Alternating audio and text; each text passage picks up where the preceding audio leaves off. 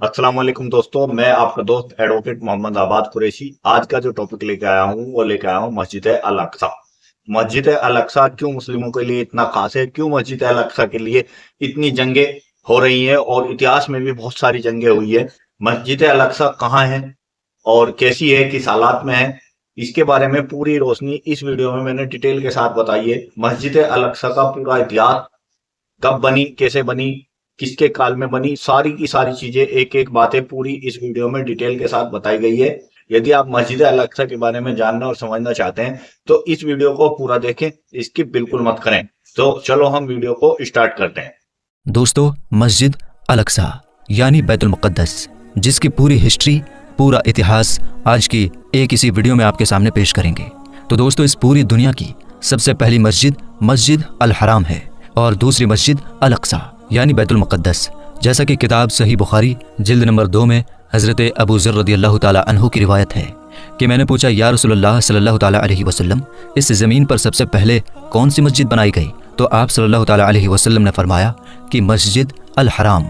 अबू ज़र रदियल्लाहु ताला अन्हु कहते हैं कि मैंने फिर पूछा, उसके बाद? तो आप सल्लल्लाहु ताला अलैहि वसल्लम ने फरमाया मस्जिद अल अक्सा। मैंने फिर पूछा कि इन दोनों मस्जिदों में कितने सालों का गैप है, यानी कितने सालों का फासला है? तो आप सल्लल्लाहु ताला अलैहि वसल्लम ने फरमाया 40 साल का।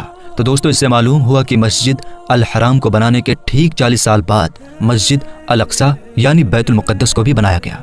लेकिन बैतुल मुक़द्दस यानी मस्जिद अल अक्सा को सबसे पहले किसने बनाया, ये जानना आसान नहीं है, क्योंकि इस बारे में बहुत सारी अलग अलग रिवायतें मिलती हैं। किसी रिवायत के हिसाब से सबसे पहले फरिश्तों ने बनाया, और किसी रिवायत के हिसाब से सबसे पहले आदम अलैहिस्सलाम ने बनाया, किसी के हिसाब से नूह अलैहिस्सलाम ने, किसी के हिसाब से याकूब अलैहिस्सलाम ने, किसी के हिसाब से हज़रत इब्राहिम अलैहिस्सलाम ने, और किसी के हिसाब से हज़रत इस्माइल अलैहिस्सलाम ने।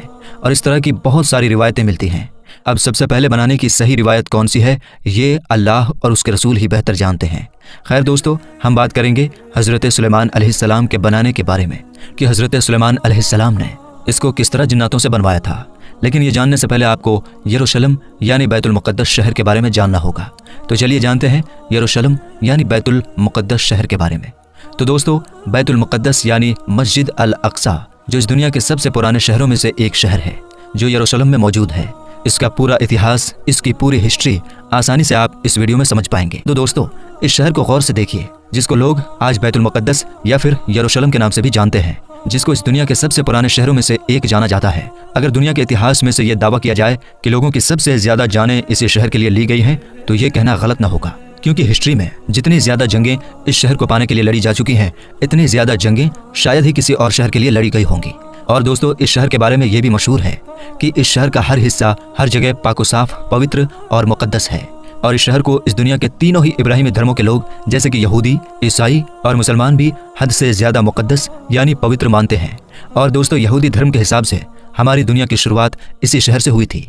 यहाँ तक कि हज़रत इस्माइल अलैहिस्सलाम को उनके वालिद हज़रत इब्राहिम अलैहिस्सलाम ने कुर्बान करने की तैयारी भी इसी शहर से शुरू की थी। और इसी शहर में वो दीवार भी मौजूद है जिसको यहूदी लोग सबसे ज्यादा पवित्र मानते हैं। ये वही दीवार है जो वेस्टर्न वॉल या दीवार गिरिया के नाम से भी मशहूर है। यह दीवार उसी हैकल सुलेमानी का बचा हुआ हिस्सा है कि जिसको हज़रत सुलेमान अलैहिस्सलाम ने हज़ारों साल पहले जिन्नातों से बनवाया था, जिसकी पूरी डिटेल हम आगे आपको बताएंगे। और अगर ईसाइयों की बात करें तो इनका ये मानना है कि इसी शहर में हज़रत ईसा अलैहिस्सलाम की पैदाइश भी हुई थी और उनको सूली पर भी इसी शहर में चढ़ाया गया था। और ईसाइयों का सबसे खास चर्च भी यही मौजूद है। और दोस्तों, अगर मुसलमानों की बात की जाए तो अल अक्सा नाम की वो मस्जिद, जिसको इस्लाम धर्म में तीसरी सबसे पवित्र जगह माना जाता है, यानी मक्का मदीना के बाद मुसलमान अगर सबसे ज्यादा अहमियत किसी जगह को देते हैं तो वो यही जगह है।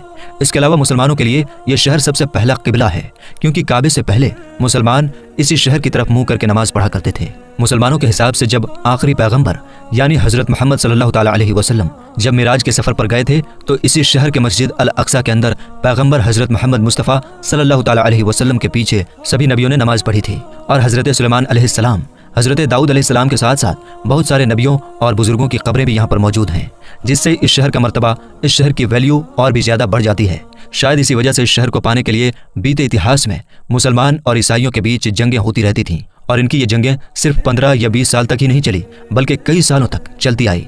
और आज के ज़माने में भी इस शहर को पाने के लिए ये जंग हो रही है। लेकिन फ़र्क सिर्फ इतना है कि अभी के इस ज़माने में इस शहर के लिए मुसलमानों से जंग करने वाले ईसाई नहीं बल्कि यहूदी लोग हैं। खैर दोस्तों, अब जानते हैं इस शहर के इतिहास के बारे में कि आखिर इस शहर की शुरुआत कैसे हुई और आज के ज़माने में यह शहर जिस हालत में है, इस हालत में इसको किसने पहुंचाया। दरअसल दोस्तों, जानकारों की माने तो ये बात पूरी तरह से क्लियर हो चुकी है कि आज से लगभग 7000 साल पहले भी इस शहर में इंसान आबाद थे, जिसकी वजह से शहर को अब दुनिया के सबसे पुराने शहरों में से एक शहर माना जाता है। दर्ज की गई हिस्ट्री के हिसाब से देखा जाए तो इस शहर को सबसे पहले हजरत दाऊद अलैहिस्सलाम ने हासिल किया था। वही दाऊद अलैहिस्सलाम जिनको यहूदी और ईसाई धर्म के लोग डेविड कहते हैं। दाऊद अलैहिस्सलाम ने इस शहर को हासिल करने के बाद इसको अपनी सल्तनत की राजधानी बनाया था। हजरत दाऊद अलैहिस्सलाम ने इस इलाके पर लगभग 33 साल तक राज किया था। उनके बाद उनकी यह हुकूमत उनके बेटे यानी हजरत सुलेमान अलैहिस्सलाम के पास चली गई थी। वही सुलेमान अलैहिस्सलाम जिनको यूरोप में सोलोमन के नाम से भी जाना जाता है। सुलेमान अलैहिस्सलाम ने ही उस हैकल सुलेमानी नाम की मशहूर बिल्डिंग को भी जिन्नातों से बनवाया था, जिसके अंदर ताबूत सकीना को रखा गया था। ताबूत सकीना एक ऐसा संदूक यानी एक ऐसा बक्सा हुआ करता था जो हद से ज्यादा खास हुआ करता था। इस संदूक के अंदर पुराने गुजरे हुए बहुत सारे मशहूर नबियों के तबरुकात हुआ करते थे, जैसे कि हजरत सुलेमान अलैहिस्सलाम की लाठी, हजरत हारून अलैहिस्सलाम का अमामा, हजरत सुलेमान अलैहिस्सलाम की अंगूठी, हजरत मूसा अलैहिस्सलाम की लाठी और इसके अलावा भी बहुत सारी चीजें हैं। खैर, हजरत सुलेमान अलैहिस्सलाम के इंतकाल फरमाने के कई साल बाद यहूदियों की सबसे बड़ी बर्बादी उस वक्त शुरू हुई जब हजरत ईसा अलैहिस्सलाम से लगभग 600 साल पहले बाबुल के रहने वाले एक जालिम बादशाह जिसका नाम बख्त नसर था, उसके यहूदियों से बहुत ही सख्त दुश्मनी थी। बस इसी दुश्मनी के चलते उसने इन लोगों पर यरूशलेम शहर में ऐसा हमला किया कि इस शहर को पूरी तरह से तबाह बर्बाद कर दिया और मशहूर हैकल सुलेमानी जिसको हजरत सुलेमान अलैहिस्सलाम ने जिन्नातों से बनवाया था, उसको भी पूरी तरह से गिरा दिया, जिसके अंदर मौजूद ताबूत सकीना कहाँ गायब हो गई इसका पता आज तक ना चल सका। हैकल सुलेमानी के गिरने के बाद बस एक दीवार ही बच गई जहां आज जाकर ये यहूदी रोते हैं और जिसको वेस्टर्न वॉल या दीवार गिरिया कहते हैं। खैर दोस्तों, इस हमले के बाद जब हजारों यहूदी मारे गए तो इससे कहीं ज्यादा यहूदियों को उस बादशाह ने गुलाम भी बनाया और गुलाम बनाकर अपने साथ अपने इलाके यानी बाबुल लेकर चला गया।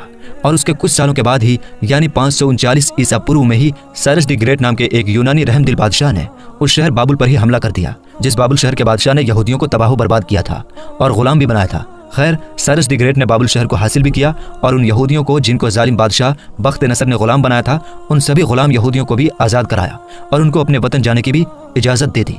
ये लोग न सिर्फ अपने वतन वापस आए बल्कि इन्होंने साइरस द ग्रेट की मदद से उस मशहूर इमारत हैकल सुलेमानी को फिर से बनवा लिया। मगर वक्त बीतता गया और फिर सन 70 ईस्वी के ज़माने में दुनिया की सबसे ताकतवर सल्तनत यानी रोमन सल्तनत ने यरूशलेम शहर पर हमला कर दिया। रोमन शहंशाह टाइटस जब इस शहर में घुसा तो उसकी फौज ने इस पूरे शहर में आग लगा दी, साथ ही साथ हैकल सुलेमानी नाम की उस इमारत को भी पूरी तरह से बर्बाद कर दिया। और जैसे जैसे वक्त बीतता गया वैसे वैसे यहूदियों का रोमन सल्तनत के अंडर में रहना और भी ज्यादा मुश्किल होने लगा। फिर जब 135 ईस्वी में यहूदियों ने रोमी सल्तनत के खिलाफ बगावत करने की कोशिश की तो रोमी फौज ने बगावत के जुर्म में इस पूरे शहर पर हल चलाकर इसको पूरी तरह से वीरान कर दिया। शहर में रहने वाले एक एक यहूदी को बाजार में ले जाकर गुलाम बनाकर बेच दिया। इतना ही नहीं, रोमी लोगों को यहूदियों से इतनी ज्यादा नफरत थी कि जिसकी वजह से रोमी लोगों ने यहूदियों की उस खास जगह जहाँ हैकल सुलेमानी हुआ करती थी वहाँ कूड़ा और गंदगी डालना शुरू कर दी और ये मशहूर शहर सिर्फ 100 या 200 सालों तक ही नहीं बल्कि कई सदियों तक वीरान रही। और फिर आखिरकार 638 ईस्वी में मुसलमानों के दूसरे खलीफा यानी हजरत उमर ने इस शहर को रोमन सल्तनत से जीत लिया था। इसके बाद लगातार एक लंबे वक्त तक यह शहर मुसलमानों के ही अंडर में रहा, मगर शुरू से ही ईसाई फौजें भी इस शहर को पाने की कोशिशें करती थीं। लाख कोशिशों के बावजूद भी ईसाई फौजें मुसलमानों से इसको दोबारा हासिल नहीं कर पाई थी। मगर फिर बाद में जब मुसलमानों की अंदरूनी लड़ाइयों की वजह से ही मुसलमानों की खिलाफत यानी खिलाफत अब्बासिया कमजोर पड़ गई तो 1099 में ही ईसाई फौज यरूशलेम शहर को एक बार फिर से हासिल करने में कामयाब हो गई थी। मगर इस शहर को अभी ईसाइयों के हाथ लगे हुए कुछ ही साल गुजर पाए थे कि मुस्लिम दुनिया में एक नया नाम उभर कर आ गया था और ये नाम था सलाहुद्दीन अय्यूबी। वही सलाहुद्दीन अय्यूबी जिसने बचपन से ही इस बात की कसम खा रखी थी कि वो हर हाल में ईसाइयों से इस शहर को दोबारा हासिल करके रहेगा। यही वजह है कि सलाहुद्दीन अय्यूबी ने शुरू से ही इस शहर को हासिल करने की कोशिश शुरू कर दी थी और आखिरकार 1187 में यानी 100 साल पहले ही एक बार फिर से यह शहर मुसलमानों के अंडर आ गया था, यानी सलाहुद्दीन अय्यूबी ने इस शहर को फतेह कर लिया था। इसके बाद भी दोस्तों इस शहर को पाने के लिए ईसाइयों और मुसलमानों के बीच कई जंगें लड़ी गई, मगर लाख कोशिशों के बावजूद भी ईसाई लोग दोबारा इस शहर को मुसलमानों से नहीं छीन सके और अगले लगभग 600 से 700 सालों तक लगातार यह शहर मुसलमानों के अंडर में रहा। आपको बता दें कि फिर 1517 ईस्वी में इस शहर को सल्तनत उस्मानिया के ताकतवर सुल्तानों में से एक सुल्तान यानी सलीम अव्वल ने फतेह करके अपनी सल्तनत में ले लिया था और फिर 1517 से लेकर 1917 तक यह शहर सल्तनत उस्मानिया का हिस्सा रहा था। इस पूरे दौर में सल्तनत उस्मानिया ने इस शहर को बड़ी तेजी के साथ डेवलप किया। इस शहर के अगल बगल दीवारें बनवाई, रॉड डलवाए, डाक का सिस्टम बनवाया। इसके अलावा 1892 में रेलवे लाइन भी बिछा दी गई थी। वैसे तो दोस्तों सल्तनत उस्मानिया के ज़माने में ही यहूदियों ने यहाँ पर आकर अपनी एक अलग रियासत बनाने की प्लानिंग शुरू कर दी थी, मगर सल्तनत उस्मानिया के आखिरी सुल्तान, जिनको अब्दुल हमीद सानी के नाम से जाना जाता है, वो इस चीज़ को बड़ी अच्छी तरह से समझ गए थे। इसलिए उनके दौर में यहूदी लाख कोशिशों के बावजूद भी अपने मकसद में कामयाब ना हो पाए थे और उन्होंने इन सभी साजिशों का बड़ी होशियारी से मुकाबला किया था। मगर दोस्तों अब्दुल हमीद सानी के बाद सल्तनत उस्मानिया हद से ज़्यादा कमज़ोर पड़ गई और 1917 में आखिरकार ब्रिटिश एम्पायर ने सल्तनत उस्मानिया के इस हिस्से पर यानी फ़िलिस्तीन पर कब्जा कर लिया। इसके बाद लगभग अगले 3 दिहाइयों तक ये पूरा इलाका ब्रिटिश एम्पायर के अंडर में रहा और यही वो पूरा दौर था जिसमें दुनिया भर के यहूदियों को अलग अलग इलाकों से बुलाकर फ़िलिस्तीन में जमा करना शुरू कर दिया था। सबसे पहले 1947 में यूनाइटेड नेशन की तरफ से उस बंटवारे को मंजूरी दे दी गई, जिसके हिसाब से आधा फ़िलिस्तीन यहूदियों को दिया जाना था जबकि आधा फ़िलिस्तीनियों को, और उसके बाद आखिरकार 1948 में इजराइल देश का ऐलान भी करवा दिया गया, जिसके हिसाब से आधा फ़िलिस्तीन यहूदियों को दिया जाना था जबकि आधा फ़िलिस्तीनियों को, और उसके बाद आखिरकार 1948 में इजराइल देश का ऐलान भी करवा दिया गया। इस ऐलान के साथ ही न सिर्फ फ़िलिस्तीन के 2 टुकड़े कर दिए गए बल्कि साथ ही साथ यरूशलेम शहर को भी 2 टुकड़ों में बांट दिया गया। दूसरी तरफ जब बाकी बचे हुए अरब देशों ने देखा कि उनके साथ धोखाधड़ी करते हुए फ़िलिस्तीन को 2 हिस्सों में बांट दिया गया है, तो उन्होंने इस फैसले को रोकने की भरपूर कोशिश की और इजराइल के खिलाफ जंग का ऐलान भी कर दिया। मगर इजराइल के साथ यूरोपियन मदद होने की वजह से अरब देश इस जंग को जीत न सके और वहीं दूसरी तरफ इजराइल ने 1947 की जंग में बाकी बचे हुए यरूशलेम के दूसरे हिस्से पर भी कब्जा कर लिया। आपको बता दें कि 1947 में यूनाइटेड नेशन की तरफ से किए गए बंटवारे की वजह से आज भी दुनिया के लगभग सभी देश इजराइल के पूरे यरूशलेम शहर पर कब्जे को गलत मानते हैं। मगर उसके बावजूद भी इजराइल देश ने न सिर्फ पूरे यरूशलेम को अपने कंट्रोल में ले रखा है बल्कि फ़िलिस्तीन के भी ज़्यादातर हिस्से पर कब्जा कर चुका है। और मेरे दोस्तों, आपने आज के इस दौर में देखा होगा और सुना भी होगा कि जैसे ही इजराइल पर हमला हुआ तो सारे के सारे कुफ्फार इजराइल के साथ इकट्ठे होने शुरू हो गए और इजराइल के प्रधानमंत्री नेतन्याहू ने अमेरिकी राष्ट्रपति बाइडेन को फोन करके मदद करने को कहा। जवाब में उसने कहा कि आप किस तरह की मदद चाहते हैं, हम आपको वैसी ही मदद देंगे और इजराइल के लोगों की हिफाजत हमारी जिम्मेदारी है। इस बात से आप ये अंदाजा लगा सकते हैं कि कुफ्फार के दिलों में मुसलमानों के खिलाफ किस तरह से दुश्मनी कूट कूट कर भरी हुई है। मेरे दोस्तों, फिलिस्तीन अंबिया की सरजमीन होने के अलावा मुसलमान का पहला किबला भी न सिर्फ फिलिस्तीन पर कब्जा करना चाहते हैं बल्कि वो मस्जिद अक्सा को शहीद करके इसकी जगह 3rd टेम्पल यानी हैकल सुलेमानी बनाना चाहते हैं। अब मुसलमान को कलमा ला इलाहा के नाते और मस्जिद अक्सा के नाते एक सुब्हानहू व तआला हमारे फिलिस्तीनी भाइयों की मदद फरमाए। तो आपने वीडियो पूरी देखी, वीडियो आपको कैसी लगी, इस वीडियो के बारे में आपकी क्या राय है कमेंट्स करके जरूर बताएं। वीडियो अगर अच्छी लगी हो तो लाइक करें, शेयर करें और चैनल को सब्सक्राइब करें। Thanks for watching this video और इसी तरह की और वीडियो देखने के लिए हमारे चैनल पर विजिट करें।